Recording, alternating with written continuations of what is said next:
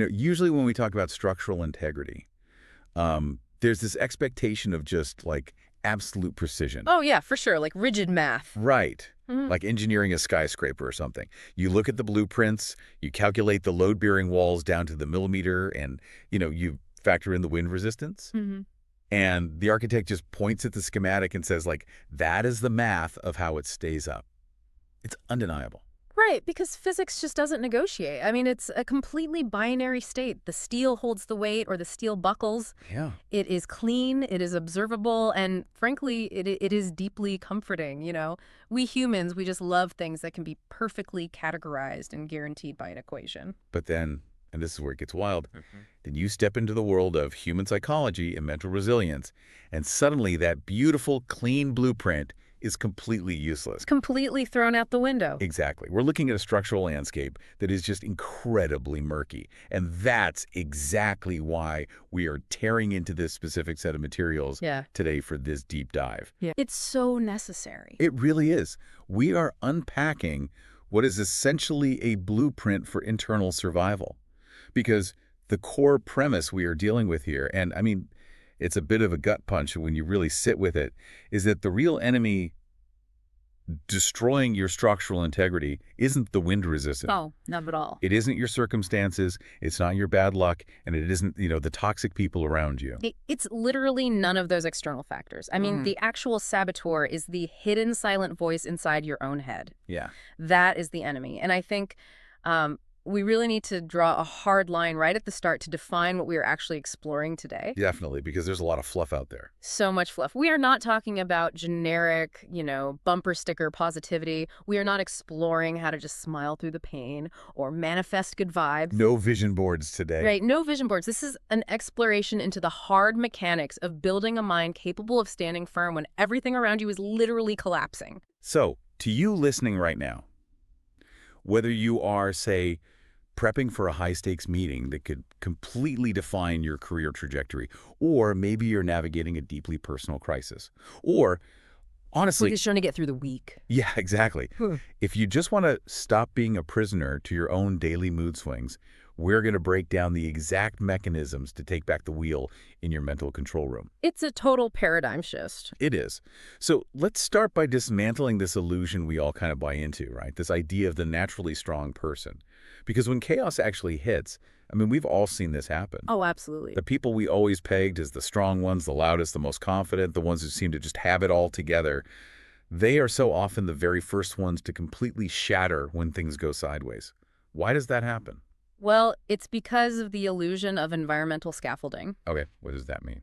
So, in everyday, predictable life, most people aren't actually strong. They only appear strong because they are existing within this perfectly curated, comfortable environment. Oh, Yeah, their environment is doing all the heavy lifting, not their minds. They have their morning routine, their predictable income, their comfortable relationships. the barista knows their order. Exactly. Everything is smooth. But true structural strength is only ever revealed when that scaffolding is violently ripped away. Man, that makes so much sense. It's like finding out your boat has a massive crack in the hull, but you only discover it when you're 10 miles offshore in a hurricane. Right. You don't find it when it's just sitting safely docked in the marina. The marina gives you the illusion of a seaworthy vessel. That is a perfect analogy, because imagine being in the middle of that storm. The wind is hitting you from every direction. The deck is pitching violently. Total chaos. And some people will just drop to their knees and freeze. Some will run blindly in any direction, driven entirely by panic. Yeah. But a very small few, will stand still and grab the helm. And it's not because they don't feel the exact same sheer terror as everyone else. Wait, so they are just as scared? Oh, absolutely. They are terrified. But it's because they understand the mechanics of managing that terror.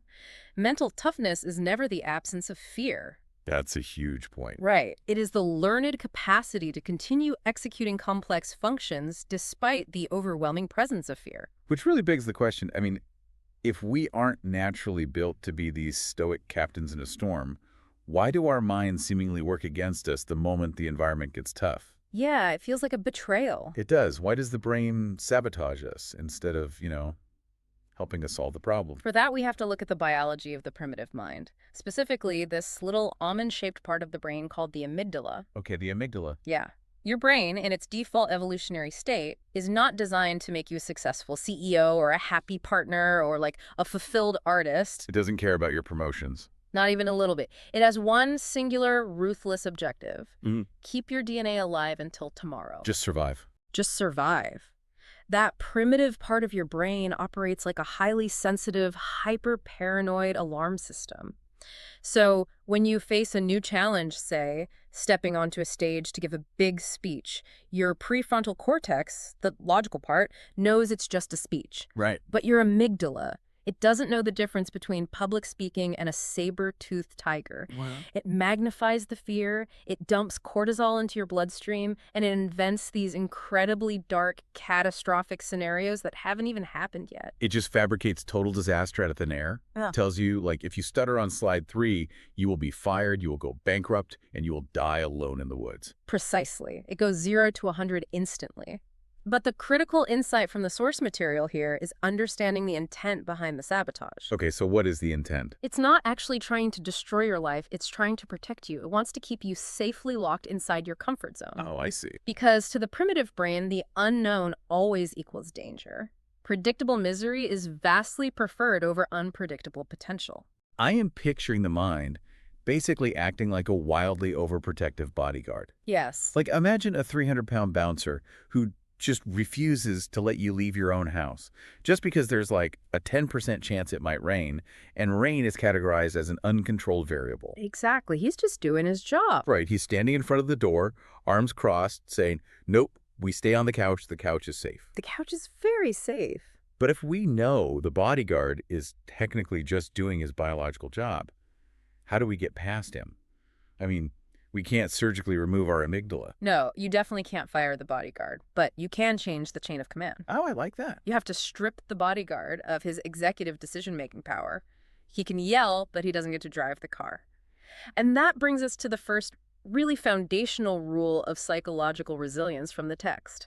You have to radically change your relationship with the thoughts that this biological alarm system is producing. Which leads us directly to what I found to be one of the most liberating concepts to wrap your head around in all of this material. It's a game changer. It really is. It's this simple yet incredibly difficult idea.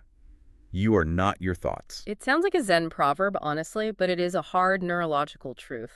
It is. But most people walk around entirely fused with their inner monologue. They believe that every single thought that pops into their head is just a sworn affidavit of truth. Like, if the primitive brain fires off a thought saying, I'm a fraud and everyone is about to find out, they immediately internalize it as a fact. Yeah, they don't observe the thought, they become it. Exactly. In cognitive psychology, that's actually called cognitive fusion. You are glued to the thought. Yeah. And the text offers this amazing way to break that glue. A room analogy, right? Yes, visualizing your mind as a physical space. Imagine your mind as a large guest room, and the thoughts that appear in your head are just people, guests, walking in and out of this room. I love this visual so much. It makes it so tangible. It really does. So some of these guests are positive, upbeat, they bring good energy and actionable ideas. We like those guests. We do. But some are deeply pessimistic, some are terrified, some are just, replaying embarrassing memories from 2014 for no reason. Oh, the 3 a.m. cringe memories. Yeah. The worst. The absolute worst. But here's the fatal mistake that ordinary people make. They treat every single guest with the exact same level of deference. Wow. They give the uninvited, toxic, destructive guests the exact same amount of attention, authority, and comfortable seating as the positive ones. We literally pull up a plush armchair for the thought that says you're worthless, offer it a cup of coffee, and say, please, tell me more about why I shouldn't even try today. Exactly. You sit down with it, you engage in a long debate with it, and before you know it, that one toxic guest has completely dictated the mood and temperature of the entire room. It just ruins the party. Totally ruins it. But a mentally strong person does the exact opposite. They understand they cannot put a lock on the door. I mean, you can't always control the random firing of neurons that produces a negative thought. Right, the thoughts are going to come. They are going to come. But you have absolute authority over who gets a chair, who gets a microphone, and who gets ignored. I want to inject some friction here, though, because it's very easy for us to sit here on microphones and say, just don't listen to the bad guest. Oh, it sounds so simple in theory. Right, but practically speaking, how? Like if a thought pops up loudly with a megaphone screaming, "You cannot do this, you are going to humiliate yourself," how do we actually handle that guest? It's a great question. Because if I just try to plug my ears and ignore a guy with a megaphone in my living room, he's just going to yell louder. You're absolutely right. Ignoring a screaming threat doesn't work. Suppressing it just gives it power. So instead, you interrogate it. Interrogate it? Yes. You subject the thought to a brutal cross-examination. This is a core technique in cognitive behavioral therapy, actually. When the thought says, "You can't do this," you immediately put it on the stand. Okay, so you push back. Hard. You ask, why exactly can't I? Who actually dictated that rule? Have I even tried this specific approach before? What is the empirical hard evidence that this will end in disaster? You demand to see their credentials. Like, show me the data that proves I am a guaranteed failure. Perfectly said. You strip the thought of its perceived legitimacy. Most of our negative thoughts are essentially paper tigers. Right. They rely entirely on vague generalizations, hyperbole, and outdated fears. By demanding hard evidence, you realize this thought isn't some oracle predicting the future. It's just a frightened echo of your amygdala. Just the bouncer getting nervous. Exactly. You deliberately separate what is happening inside your neurochemistry from what is actually happening out there in physical reality. But you know, these paper tigers, these negative guests, they don't just randomly manifest out of the ether, right?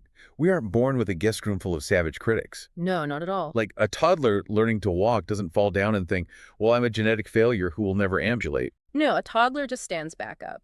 The self-criticism is entirely learned behavior. Right. These negative programming patterns are planted and cultivated over decades.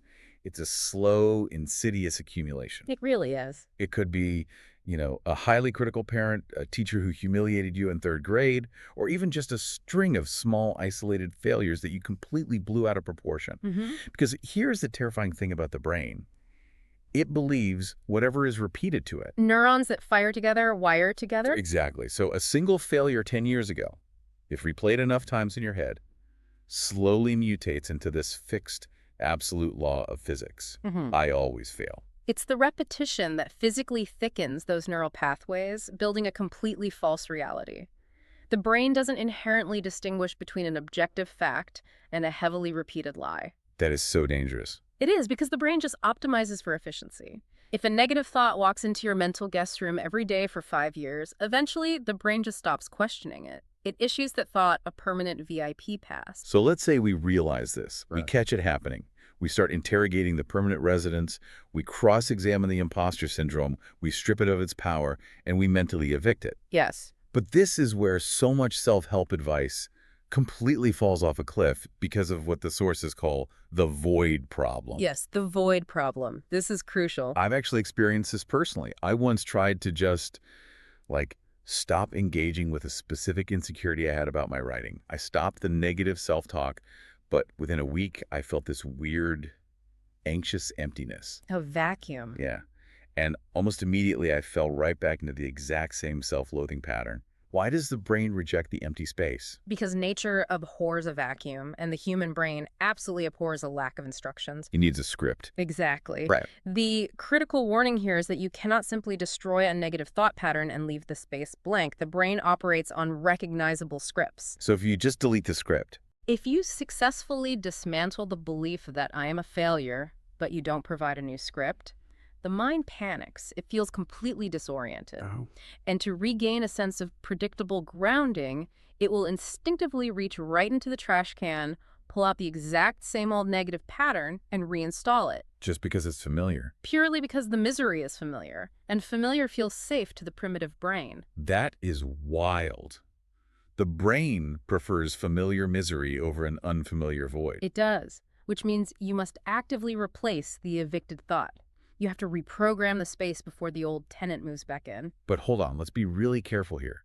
Because the immediate instinct when we hear replace the negative thought is to run straight into the arms of toxic positivity. Oh yeah, the whole good vibes only trap. Right. Is the solution to just look in the mirror every morning and scream, I'm the absolute best, I am an unstoppable winner, I have zero flaws? Please don't do that. Because I'll be honest, when I try that, my brain immediately calls my bluff. It knows I'm lying, it just feels delusional. And your brain should call your bluff. delusional, empty, positive affirmations do not work for exactly that reason. Your prefrontal cortex demands evidence. That's not stupid. No. If you just bombed a major client presentation and you stand in the mirror chanting, "I'm a flawless communicator," your brain registers massive cognitive dissonance. Right. It actively rejects the lie, which often makes you feel worse because now you are failing and you are lying to yourself. So if toxic positivity is out, what is the actual mechanism for filling the void? How do we replace the guest? With realistic, grounded reprogramming, it has to be anchored in undeniable truth and action. Okay, give me an example. So instead of saying, "I will never fail again," which is a statistical impossibility. Right, everyone fails. Exactly. You replace the void by saying, "I failed this time. I have identified the specific structural flaw in my presentation, and I will use that data to build a stronger pitch tomorrow." Oh, that's entirely different. Or instead of chanting, "I am the smartest person in the room," you tell yourself, "I am committed to improving my skill set by 1% every single day." I am improving every day. That is a bulletproof script. It is. The inner critic, the bodyguard, cannot argue with that because it's an active process, not a static claim of perfection. Precisely. It's not about convincing yourself you are flawless. It's about refusing to let a temporary flaw dictate your entire identity. You are building a new cognitive architecture based on adaptability and resilience rather than fragile perfectionism. Okay, so we are actively curating this mental guest room. We are interrogating the negative guests, demanding empirical evidence, and replacing delusional fears with grounded, realistic statements of growth. That's the internal work, yeah. Right, that is the internal work. But the moment where this theory has to survive contact with reality is how these thoughts manifest physically when we are suddenly triggered by the outside world. Yes. The transition from internal thought to external action. This is the crucible. Exactly. Let's set a scene that everyone listening can instantly feel in their chest. Imagine you are in a crowded meeting and a colleague openly condescends to you, effectively insulting your intelligence right in front of your boss. Yeah. Or you're driving home exhausted and someone recklessly cuts you off, almost causing a massive crash. Right. The immediate instinctual reaction for 99% of the human population is purely emotional.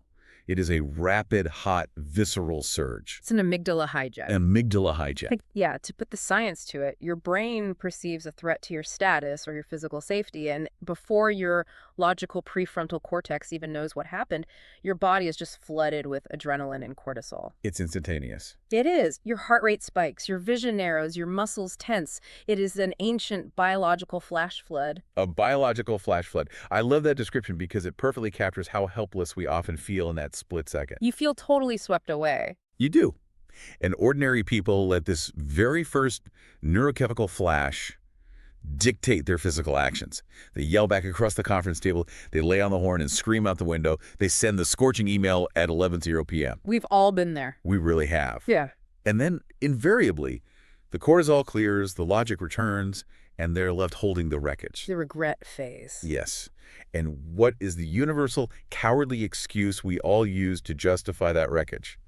Well, that's just my personality. I have a short temper. I'm a passionate person. I wear my heart on my sleeve. Which is an excuse that the source material demands we entirely dismantle. Let's dismantle it. What people lazily categorize as their personality or their temperament is, in the vast majority of cases, nothing more than an unbroken, deeply ingrained habit of reacting poorly. Oh, that stings. It's meant to. That really stings because it reminds me of every time I've snapped at someone when I was stressed and tried to write it off as just being an intense person.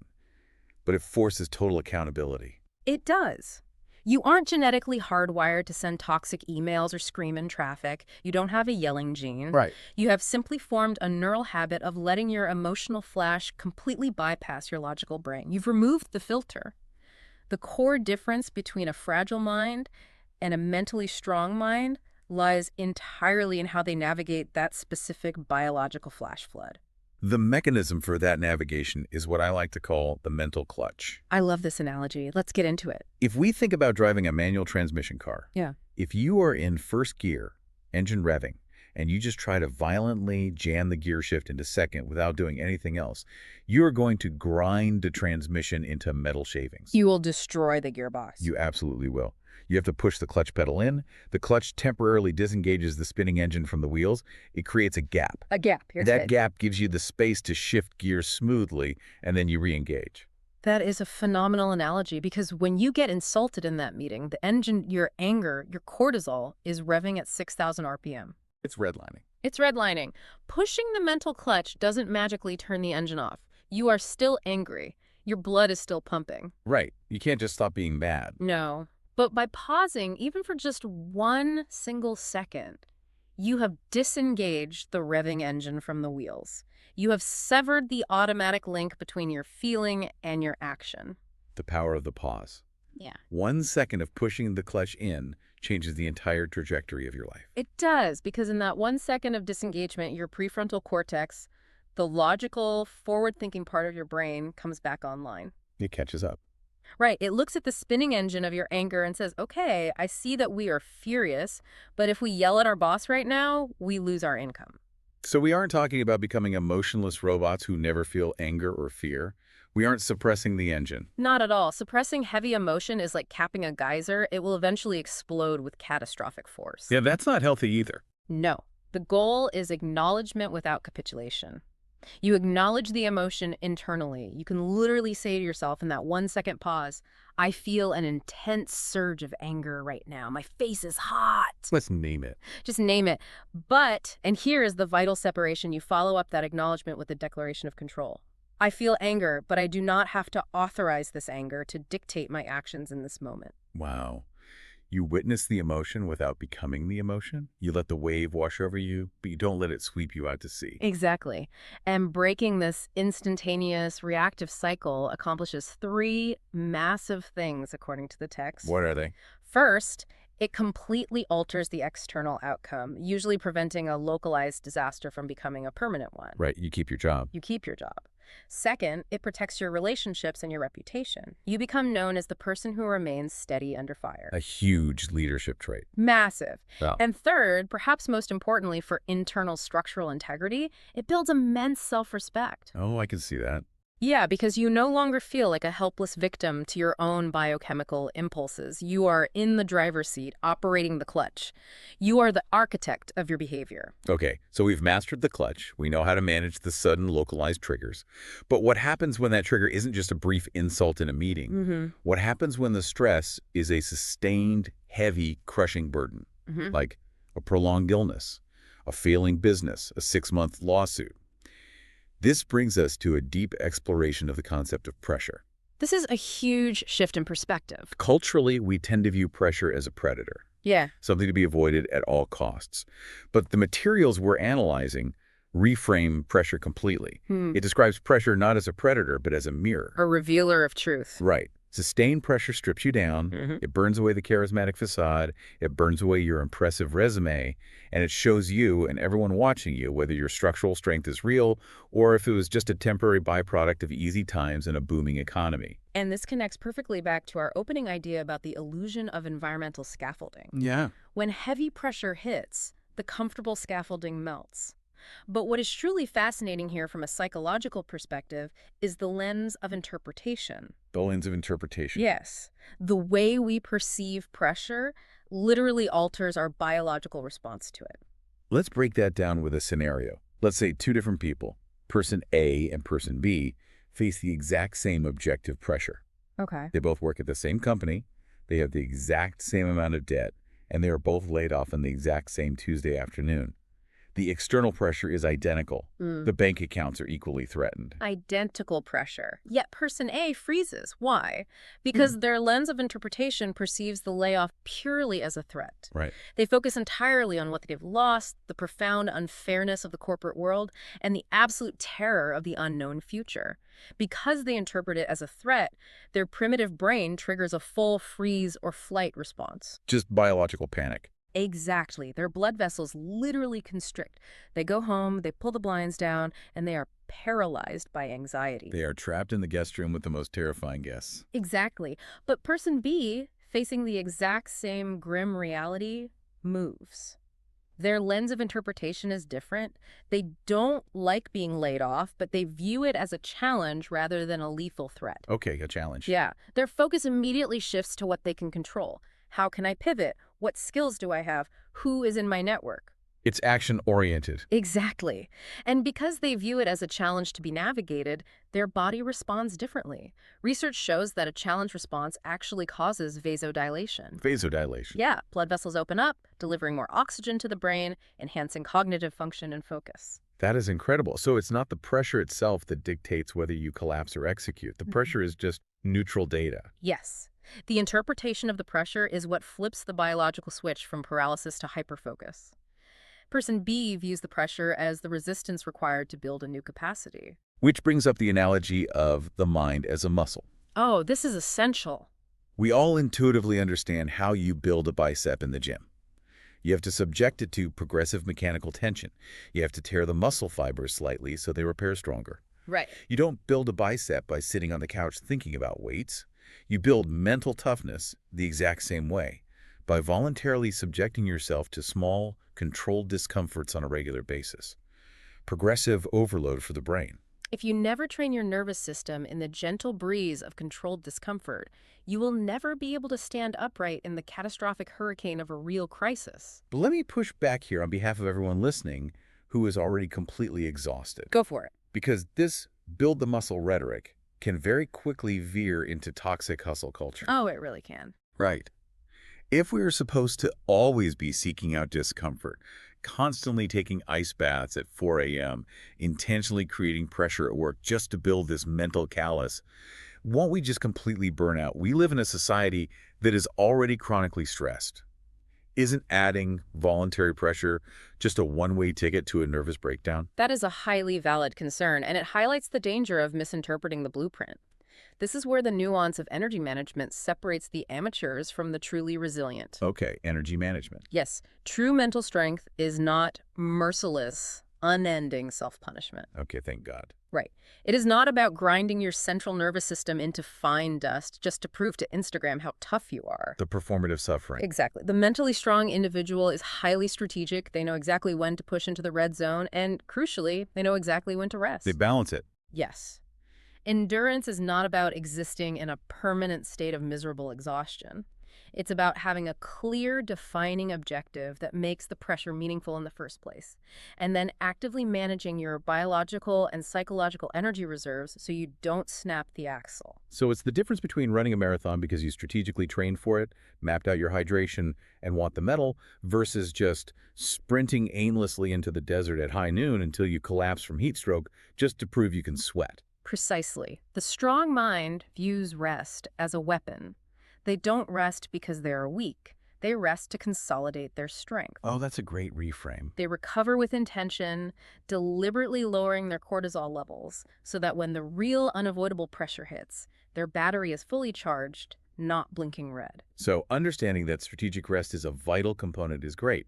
But, and I know everyone listening can deeply relate to this next hurdle, how do we keep moving forward on the days when we simply don't feel like doing anything at all? Yes, the friction of daily execution. Exactly. Even when we are well rested, even when we know we should, even when the goal is clear.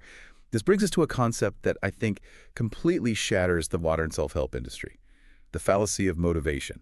This is perhaps the most practical daily application of everything we've discussed so far, because no matter how strong your structural blueprint is, you still have to wake up and execute it. You still have to do the thing. Right. We all face that silent, heavy moment every single morning. The alarm goes off, the room is dark, and you have absolutely zero biological or emotional desire to throw the blankets off and do the hard work. The cozy bed is the ultimate manifestation of the comfort zone.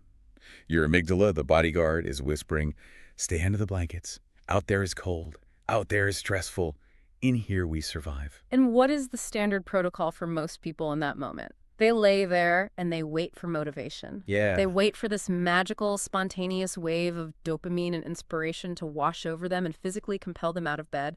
They scroll on their phones hoping a motivational quote will act as a jumpstart cable for their mood. Just swiping endlessly. But relying on mood-based living is structurally catastrophic. Because feelings are inherently unreliable. They are the most unreliable, volatile compass you could possibly navigate by.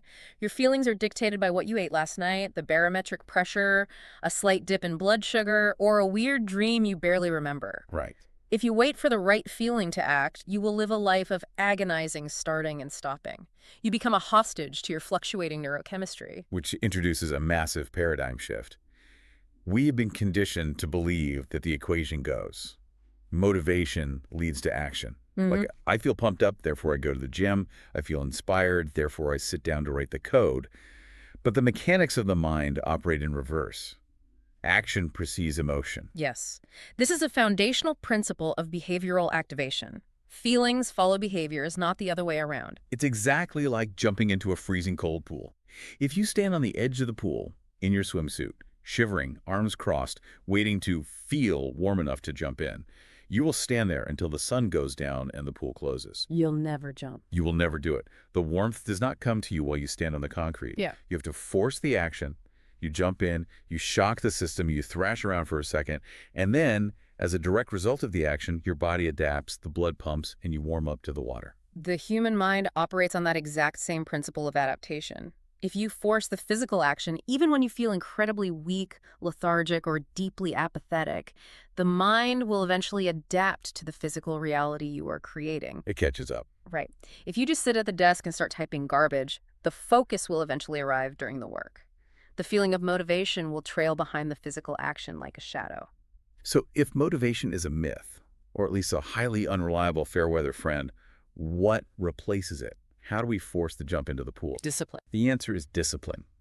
But we need to redefine that word, because normally we think of discipline as this agonizing, white-knuckling, gritting your teeth punishment. Yeah, suffering. The way we're looking at it here, discipline is actually about automating your life.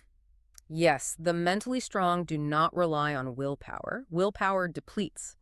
Instead, they create systems of automation. What does that look like, practically? If you have to wake up every single morning and debate with yourself, should I work out today? Should I write that report now or later? Am I too tired? You are exhausting your finite mental bandwidth. You are setting up a negotiation table in your mind, and your primitive brain is a master negotiator. The primitive brain will win that debate 9 times out of 10. It will find a totally logical sounding excuse to stay in bed. Every time. Yeah. By creating a rigid system, by reducing decision fatigue, meaning you decide exactly when, where, and how you will execute the work the night before you dismantle the negotiation table. No debate. No debate. Discipline, in this functional context, is not a restriction of your freedom. It is actually the mechanism that frees you. It frees you from the agonizing, endless internal tug-of-war of should I or shouldn't I. You just execute the pre-written script. The decision was already finalized yesterday by the strong, rested version of you. The tired, unmotivated version of you waking up today doesn't get a vote. They just have to follow the script. Exactly. You remove the burden of choice. Which naturally brings us to a harsh reality. Following that script, jumping into the cold pool, involves a significant amount of discomfort. And as we established, human instinct is to escape discomfort at all costs.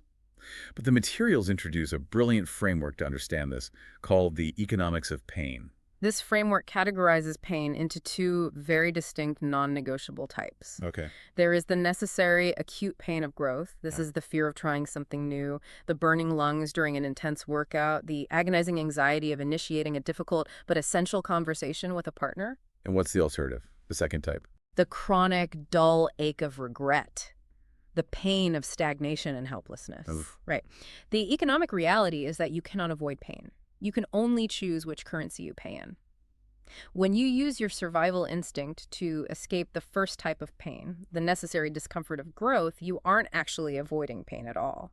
You are merely deferring it with a massive interest rate. So by running away from the short-term productive pain, you buy a one-way ticket to long-term destructive suffering. Yes. Let's say you avoid the acute anxiety of asking your boss for a well-deserved promotion. You walk up to their door, your heart pounds, you back away. We've all done that. In that exact moment, you feel a rush of relief. You feel safe. The primitive brain is thrilled. But that unspent anxiety doesn't vanish. It mutates into a heavier chronic resentment. It festers. It does. It turns into a quiet bitterness that lasts for years as you watch less qualified people get promoted over you. If we look at the neurobiology of this, facing pain is basically an investment strategy. Every time you face a fear, even if you stumble, even if the conversation goes poorly, a quiet sense of capability is deposited into your psychological bank account. You realize, oh, I survived that. I didn't die. You build undeniable empirical proof of your own resilience. But the inverse is terrifying. Every single time you run away from a necessary fear, You are silently teaching your brain that you are incapable. Yes. You validate the amygdala's panic. You tell the bodyguard, you were right, the hallway is lethal. And by doing that, through negative reinforcement, you make the fear circuit even stronger for the next time. You are literally myelinating the neural pathways of avoidance. You are biologically programming weakness into your own brain. You are training yourself to be fragile. Okay, so the mandate is clear. We have to face the necessary pain. We have to lean into the discomfort of growth to avoid the pain of regret. But there's a massive caveat here, because we cannot fight every single battle. No, you'd burn out instantly. Right. We have to protect our capacity to fight. And this pivots into the concept of protecting your mental bandwidth. Because, let's be honest, modern life is a relentless bombardment on our attention. Never in human history has our cognitive load been so relentlessly tested. Right. We are besieged. It's the 24-hour news cycle designed to induce outrage, the toxic algorithms on social media, the uninvited opinions of strangers, petty office politics, random provocations in traffic. It is an endless war for our focus. And this is where we must cultivate the art of smart ignoring. Smart ignoring. Yes. Often people mistake ignoring something for a sign of submission. They think if they don't respond to every slight, if they don't dive into the mud to argue with every insane comment online, they are being weak. The ego screams, I have to stand up for myself. I have to correct the record. Exactly. But we have to reframe ignoring. Ignoring is not weakness. It is a highly strategic elite defense mechanism. How so? Your mental energy, your cognitive bandwidth is a finite, depletable resource. It is like a battery on your phone. You only have 100% charge every morning. Right. If you spend 40% of your daily battery agonizing over a passing passive-aggressive comment from a coworker, and another 30% raging at a political headline you have zero control over, you have barely enough juice left to do your actual job, let alone build your future. You've let people you don't even spend your most valuable currency. Precisely. Attention is the oxygen that keeps drama and negativity alive. Starving negative thoughts, petty dramas, and irrelevant opinions of your attention is how you asphyxiate them. Starve them out. The mentally strong person fiercely protects their cognitive battery. When faced with a provocation, they pause and ask a ruthlessly pragmatic question. Is this specific issue worth spending my battery life on? Will engaging with this improve my structural integrity? And most of the time. Most of the time, the objective answer is a resounding no. So by aggressively protecting your energy on a daily basis, by ignoring the noise, you ensure that you actually have a fully charged battery when a real unavoidable disaster strikes. Yeah. Which brings us to the apex of this blueprint. The mindset of a winner when everything actually does fall apart. The winner's pivot. The winner's pivot. This is where all the theory we've discussed meets brutal reality.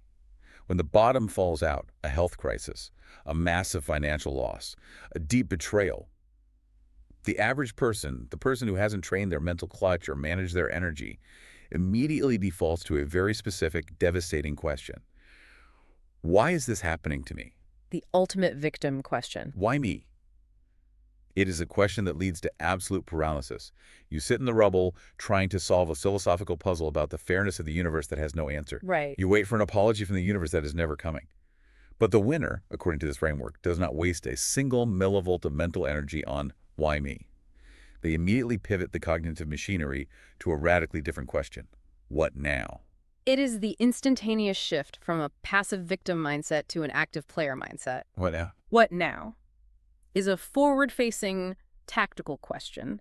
It does not deny the pain, and it acknowledges the grim reality of the situation without getting bogged down in the subjective unfairness of it. It gets you moving. It forces the prefrontal cortex to start generating actionable solutions instead of generating excuses. And it requires staying radically anchored in the present moment. This is vital. As we discussed, the primitive brain loves to time travel to a catastrophic future. I lost my job, which means I'll lose my house, which means my family will leave me, which means I'll be living under a bridge. Total spiral. The winner interrupts that catastrophic spiral. They pull their focus violently back to the present moment, and they ask, what is the very next smallest, most microscopic, actionable step I can take right now in the next 5 minutes to improve this situation? They don't wait for perfect conditions to act. Because in a crisis, conditions are never perfect. The conditions are terrible. They just start working with the broken pieces they have in front of them. And if they try a solution and it fails, they don't view it as a fatal ending. They view failure simply as necessary training data. It's just empirical information. Okay, that approach didn't work. Good to know. What now? This brings all these concepts, the guest room, the clutch, the muscle of pressure, the economics of pain together into a final and frankly beautiful revelation about human nature. The continuous sculpture. The continuous sculpture. The ultimate realization is that you are never, at any point in your entire life, a finished product. You are not a static entity set in stone. You are constantly being reshaped by neuroplasticity. Every single day, your brain is rewiring itself based on your actions. Every decision you make, every time you use the clutch to pause, every time you jump into the cold pool instead of retreating to the blankets, you are literally chiseling and reshaping the physical structure of your mind. Yeah. But to take absolute control of this process, to ensure you are the one holding the chisel and not your environment, requires one final, uncompromising standard: radical responsibility. This is where most people tap out, honestly, because it requires brutal, uncomfortable honesty. It's hard. To truly change the architecture of your mind, you must stop blaming your circumstances. You must stop blaming your childhood programming, your toxic boss, the macroeconomic climate, or your bad luck. Even if those things are objectively real and objectively terrible. Especially if they are real. Blame is incredibly comfortable because it completely absolves you of the responsibility to take action. Right. If it's your boss's fault you are miserable, then you don't have to do the hard work of finding a new job or standing up for yourself. But the moment you take full, radical responsibility for your own mind, your own reactions, and your own guest room, you instantly free yourself. You take the power back. You are no longer waiting on the sidelines for an external savior to come fix your life. You become the architect. Okay, let's take a deep breath and quickly map out this incredible blueprint we've just unpacked today. Let's do it. We started by shattering the illusion of the naturally strong and exposing the amygdala, the primitive bodyguard that tries to keep us trapped in comfortable mediocrity. We learned the liberating neurological truth that we are not our thoughts. We are merely the host of the mental guest room, with the authority to interrogate and evict the toxic guests. We examine the mechanics of the magic second, using the mental clutch to disengage our intense emotions from our physical actions, preventing the amygdala hijack. We reframed pressure, changing our biological response from threat to challenge. We learned that discipline automating our actions before we feel motivated is the only way to bypass the unreliable trap of mood-based living. Right. We calculated the economics of pain, realizing that facing necessary acute discomfort is a direct investment that shields us from the chronic, rotting pain of regret. We established the absolute necessity of protecting our finite cognitive battery through the strategic art of smart ignoring. And finally, we explored the winner's pivot, abandoning the paralyzing victimhood of, why me, for the relentless execution of what now? To you, the listener, the most vital takeaway from this entire exploration is that you do not need to surgically alter your entire personality by tomorrow morning. That's impossible anyway. Exactly. True structural integrity, real mental toughness, is not bought in a store, it is not granted by lucky genetics, and it doesn't happen in giant cinematic leaps. It is built brick by boring brick in the tiny, unseen, mundane moments of your average Tuesday.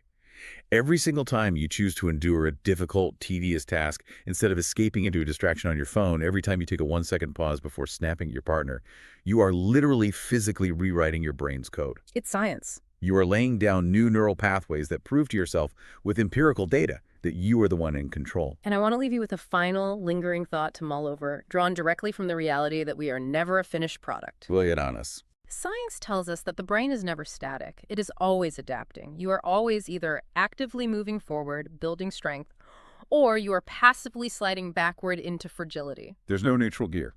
There is no such thing as standing still in the landscape of the mind. So, consider this today. What if the comfortable, passive rest you think you are taking right now, the avoidance of that one difficult conversation or that daunting project, is actually the quiet, silent beginning of your own psychological retreat? Right. If your mind is a continuous sculpture and the chiseling literally never stops, whose hands are holding the chisel today? Is it your conscious, forward-facing discipline, or is it your primitive, terrified fears?